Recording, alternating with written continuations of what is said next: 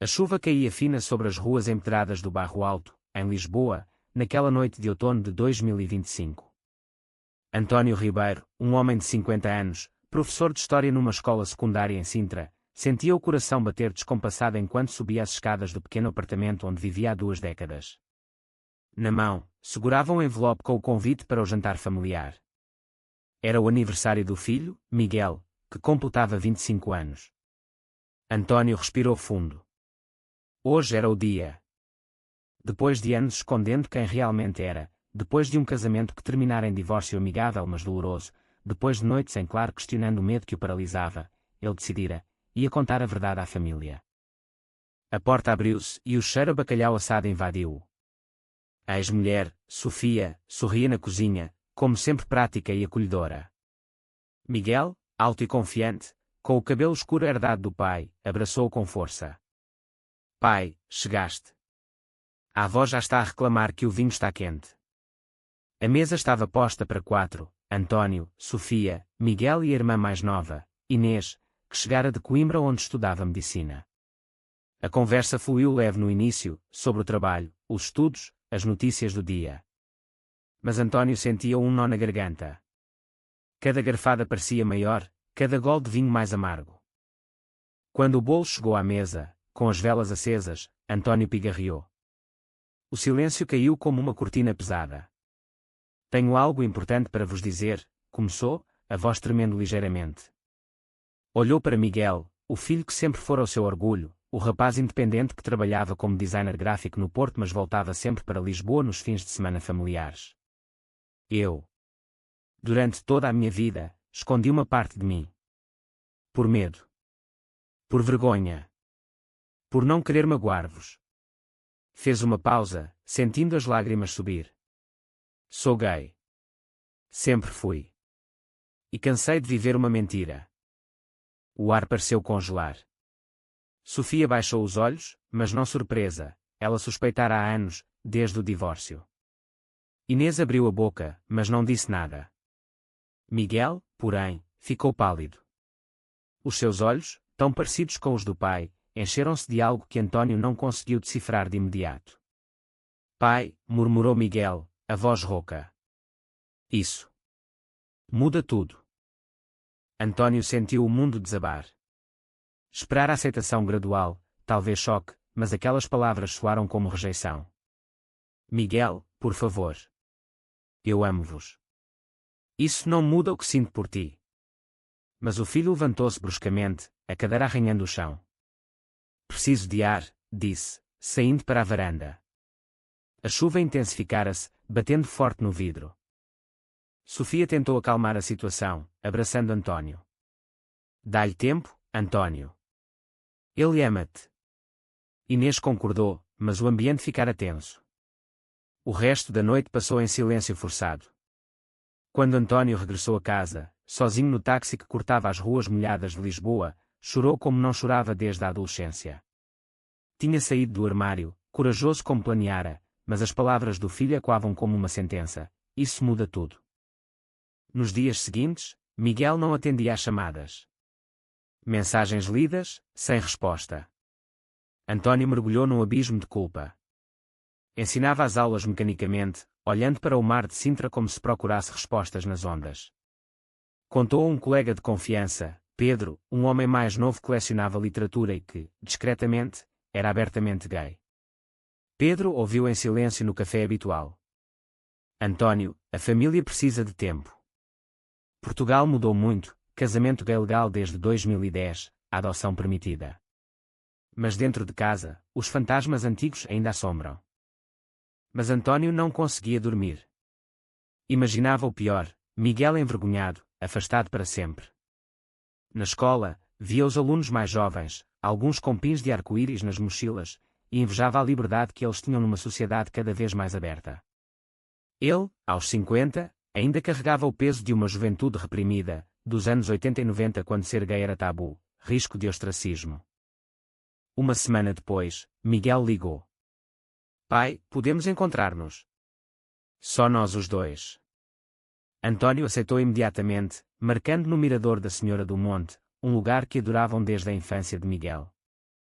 O sol de novembro estava tímido, mas o céu limpo permitia ver toda Lisboa aos pés. Miguel chegou primeiro, encostado à grade, olhando o Tejo. Quando António se aproximou, o filho virou-se. Os olhos vermelhos, como se tivesse chorado. Pai! Aquelas palavras. Eu não quis dizer o que pensaste. António parou, o coração acelerado. Então o que quiseste dizer? Miguel respirou fundo. Quando disseste que eras gay, eu percebi que já não precisava de esconder mais. Porque eu também sou. Há anos. Mas tinha medo de te desiludir. Tu, o pai forte, o exemplo.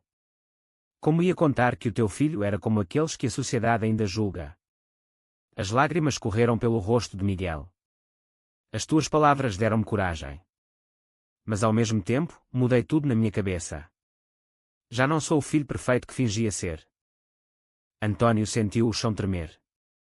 Abraçou o filho com força, os dois chorando ali, no topo de Lisboa. Meu Deus, Miguel.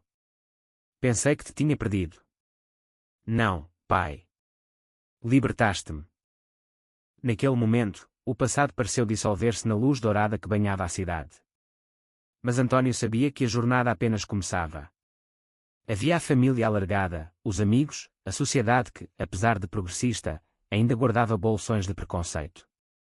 E agora, pai e filho partilhavam o mesmo segredo tornado luz. Os dias seguintes foram um turbilhão de emoções. António e Miguel passaram horas a falar, primeiro no Miradouro, depois em longos passeios pelas margens do Tejo. Miguel contou como descobrira a sua orientação aos 16 anos, durante um intercâmbio em Londres, onde conhecera um rapaz que lhe abrira os olhos para sentimentos que sempre reprimir. Voltara a Portugal confuso, vendo na televisão as primeiras marchas do orgulho em Lisboa, mas sentindo o peso da expectativa familiar. Tu eras o pilar, pai. Casado com a mãe, professor respeitado. Como ia eu estragar isso? António, por sua vez, revelou as noites solitárias após o divórcio, as apps de encontros que instalara e desinstalara dezenas de vezes, o medo de ser visto num bar gay no Príncipe Real. Pensei que aos 50 já era tarde para ser eu mesmo. Riram juntos, nervosos, ao perceberem quantos anos perderam em silêncio. Sofia foi a primeira a saber da dupla revelação. Convidaram-na para um jantar calmo num restaurante em Alfama. Ela ouviu, os olhos marejados, e abraçou os dois. Sempre soube que havia algo mais em vocês. Mas o amor não muda. Vocês são os meus. Inês, mais jovem e influenciada pela geração Z, reagiu com naturalidade, finalmente. Pensei que nunca iam contar. Organizou uma videochamada familiar com tios e primos, mas António pediu tempo. Vamos devagar. No trabalho, António sentiu-se mais leve. Contou a Pedro, que sorriu compreensivo. Bem-vindo ao clube, professor. Pedro apresentou-o a um grupo de amigos LGBT, professores e artistas que se reuniam quinzenalmente num café encheado. Lá, António conheceu João, um arquiteto de 48 anos, viúvo, com um sorriso caloroso e olhos que pareciam guardar histórias antigas. Conversaram horas sobre livros, viagens, a vida em Portugal pós-revolução. António sentiu, pela primeira vez, uma atração livre, sem culpa. Miguel, no Porto, começou a abrir-se com os amigos mais próximos. Um deles, Rita, a melhor amiga desde a universidade, confessou que já suspeitara. Idiota, pensei que eras só metrosexual. Riram, e Miguel sentiu o peso sair dos ombros. Mas nem tudo era fácil. No trabalho, um colega mais velho fez um comentário depreciativo sobre a moda dos gays, e Miguel calou-se, ainda inseguro. Uma noite, Miguel recebeu uma mensagem inesperada de Tomás, um ex-colega de faculdade que reencontrara numa exposição no Porto. Tomás era abertamente gay, ativista na ILGA Portugal, e sempre admirara Miguel à distância. Ouvi dizer que saíste do armário. Parabéns. Queres tomar um café? O coração de Miguel acelerou. Tomás era bonito, inteligente, com um ativismo que inspirava. Encontraram-se numa esplanada na Ribeira, com o Douro refletindo as luzes da noite. A conversa fluiu natural. Tomás falou das marchas do orgulho, das lutas ainda existentes apesar das leis avançadas, o bullying nas escolas rurais, a discriminação subtil no emprego. Miguel abriu-se sobre o pai, sobre o medo que partilhavam. Ele deu o passo primeiro. Mudou tudo para mim. Tomás pegou-lhe na mão por cima da mesa. És corajoso, Miguel. Naquele toque, Miguel sentiu algo novo, uma promessa de futuro. Mas o conflito surgiu inesperado. A avó materna, de Maria, uma senhora de 80 anos devota, de uma vila no Alentejo, foi visitá-los a Lisboa para o Natal antecipado. Sofia preparara o terreno, mas quando António e Miguel contaram, o silêncio foi ensurdecedor. De Maria cruzou-se de braços. Isso é pecado. A Bíblia diz. As palavras cortaram como facas. António defendeu-se calmamente. Avó, Deus é amor. E eu amo meu filho tal como ele é. Miguel acrescentou, e eu amo o pai. De Maria saiu chorando, dizendo que precisava de rezar. A família ficou abalada. Sofia tentou mediar, mas a ferida abriu-se. Dias depois, De Maria ligou, voz tremida, não percebo, mas vocês são a minha família. Venham passar o Natal a Évora. Foi um passo pequeno, mas significativo. António e João começaram a namorar discretamente. Passeios em Sintra, jantares caseiros. João apresentara-o à filha adolescente, que aceitara com naturalidade. O pai merece ser feliz. Miguel e Tomás aprofundavam a relação, viagens de fim de semana a Guimarães, conversas profundas sobre o futuro. Mas uma sombra pairava. Um antigo amigo de António, conservador, espalhou rumores na escola de Sintra. Alunos ouviram, comentários surgiram. António enfrentou o diretor, que apoiou, Portugal é laica. Discriminação não é tolerada. Mas o stress acumulou-se. O ano virou com promessas e tensões. 2026 trouxe neve rara a Lisboa, cobrindo os telhados como um manto de esperança. António e João tornaram-se inseparáveis. João, com a sua calma alentejana, ajudava António a navegar as inseguranças. Aos 50, estamos a começar de novo. É lindo. Passeavam de mão dada no Príncipe Real, onde a comunidade LGBT florescia, bares como Finalmente, eventos culturais. António sentia-se vivo. Miguel mudara-se temporariamente para Lisboa, aceitando um projeto freelance. Vivia perto do pai, e os fins de semana eram partilhados com Tomás, que viajava do Porto. Os quatro, António, João, Miguel e Tomás, formavam um grupo improvável mas unido. Jantares animados, debates sobre política, risos sobre as coincidências da vida. Mas o conflito maior veio da família alargada. Um tio de António, militar reformado, reagiu mal numa reunião familiar em Cascais. Isto é influência da cidade grande. No meu tempo, homens eram homens. As palavras ecoaram, e Miguel, impulsivo, discutiu acaloradamente. Tio, estamos em 2026. Portugal lidera na Europa em direitos LGBT. O jantar terminou em gritaria, com o tio saindo batendo a porta. António sentiu-se culpado. Talvez devêssemos ter esperado. João confortou-o, não. A verdade liberta, mesmo que doa. Miguel, abalado, confidenciou a Tomás o medo de perder a família. Tomás, ativista experiente, levou a uma reunião da ILGA em Lisboa. Lá, Miguel ouviu histórias de rejeição e reconciliação, fortalecendo-se. Inês, a irmã, tornou-se aliada feroz. Na Universidade em Coimbra, organizou uma palestra sobre diversidade, convidando o pai e o irmão como oradores anónimos. António hesitou, mas aceitou. Falar para jovens estudantes, ver os olhos compreensivos, foi catártico. Um twist inesperado. Pedro, o colega de António, revelou um segredo. Apaixonara-se por Miguel anos antes, na escola onde António lecionava. Viu crescer, admirava-o. Mas respeitara à distância. Agora, vendo Miguel feliz com Tomás, sorriu amargo. A vida dá voltas. A tensão culminou numa crise. De Maria adoeceu, internada em Évora. A família reuniu-se. O tio conservador estava lá, frio. No quarto do hospital, De Maria chamou António e Miguel. Perdoem-me a tolice. Vi na televisão o Papa falar de acolhimento. Vocês são bons homens. Amo-vos. Choraram juntos. O tio, vendo a avó fragilizada, murmurou um pedido de desculpas. A recuperação de D. Maria trouxe união. Um almoço em Évora, com todos, marcou a reconciliação. António apresentou João formalmente. Este é o meu companheiro. Silêncio inicial, depois abraços. Miguel e Tomás decidiram morar juntos em Lisboa. Um apartamento pequeno em Alcântara, com vista para o rio. Mas um novo conflito surgiu no trabalho de Miguel. Um cliente importante, empresa tradicional, soube da orientação dele através de redes sociais e cancelou o contrato. Preferimos alguém mais neutro. Miguel sentiu a discriminação na pele, apesar das leis protetoras. Processou, com o apoio da Ilga, mas o stress afetou a relação com Tomás. António apoiou o filho. Lutamos juntos agora. A primavera trouxe flores às árvores de Lisboa, e com elas, novos desafios.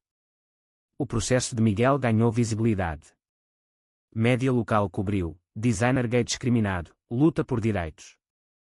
António orgulhou-se, mas temeu retaliações. Na escola, pais conservadores pediram transferência de turma. O diretor defendeu, aqui educamos para a inclusão. João sugeriu viagem. Os 4 foram ao Algarve, Lagos, Praias Douradas. Lá, longe dos olhares, relaxaram. António e João caminharam na Praia do Camilo, falando de futuro. Queres oficializar? União de facto. João sorriu, quero tudo contigo. Miguel e Tomás enfrentaram crise. O stress do processo afastou-os. Tomás, ativista, queria publicitar, Miguel preferia privacidade. Discutiram feio numa noite chuvosa. Não percebes o que sinto, gritou Miguel. Tomás saiu. Miguel buscou o pai. No apartamento de António, chorou. Pensei que era forte. António abraçou-o, amor verdadeiro resiste a tempestades. Tomás voltou dias depois, arrependido. Reconciliação apaixonada, promessas de comunicação.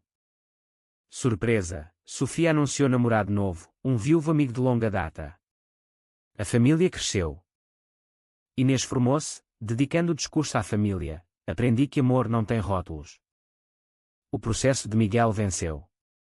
Indemnização e desculpas públicas. Tornou-se exemplo, convidado para palestras. António e João registaram união de facto na conservatória. Cerimónia simples, família presente. Miguel como padrinho. Mas drama, antigo aluno de António, agora adulto, confrontou o professor, por sua causa questionei tudo. Obrigado. Lágrimas de redenção. O verão aqueceu as ruas, e com ele veio o orgulho. António e Miguel marcharam juntos pela primeira vez na Avenida da Liberdade. Bandeiras arco-íris, música, milhares de pessoas. João e Tomás ao lado. Sofia e Inês aplaudiam da calçada. Emocionante, D. Maria, recuperada, enviou mensagem, orgulho de vós. Mas conflito final, leak de fotos da marcha nas redes. António reconhecido por pais da escola. Petição para demissão. Não é exemplo para crianças. António abalado. Reunião com diretor, sindicato. Apoio massivo de alunos e colegas. Contra a petição, professor Ribeiro ensina tolerância. Média nacional cobriu. António deu entrevista, sou gay, sou pai, sou professor. Isso enriquece a educação. Opinião pública dividida, mas jovens apoiaram. Petição falhou. Vitória, António promovido a coordenador de inclusão. Miguel lançou agência própria, focada em diversidade. Relações aprofundaram. António e João falaram adoção, mas decidiram voluntariado com jovens LGBT. Miguel e Tomás noivaram discretamente. Família reunida em Sintra, piquenique. Risos, histórias. Mas sombra, carta anônima ameaçadora. Polícia investigou, nada grave. Mostrou que luta continua. Outono novamente. Um ano desde a revelação. António olhou o Tejo do mesmo miradouro. Miguel ao lado. Pai, mudaste tudo. para melhor. Reflexões profundas. António, o medo quase nos destruiu. Mas o amor venceu. Casamento de Miguel e Tomás numa quinta no Douro. Cerimónia emocional, votos sentidos. António discursou: Filho, és a minha coragem. João e António planeavam viagem a Brasil, raízes familiares. Inês anunciou gravidez, com parceira, lésbica, surpresa final. Família expandiu-se em amor. De Maria, no Alentejo, aceitou tudo. Deus fez-vos assim. Perfeito. Portugal, com leis avançadas, ainda tinha corações a conquistar. Mas na família Ribeiro, o preconceito dissolveu-se. Final, jantar anual. Risos, brindes. António abraçou João, Miguel beijou Tomás, platonicamente descrito. Saímos do armário juntos. E o mundo ficou mais luminoso. Amor triunfou sobre medo, mal-entendidos, preconceitos. Relações fortalecidas, futuro aberto.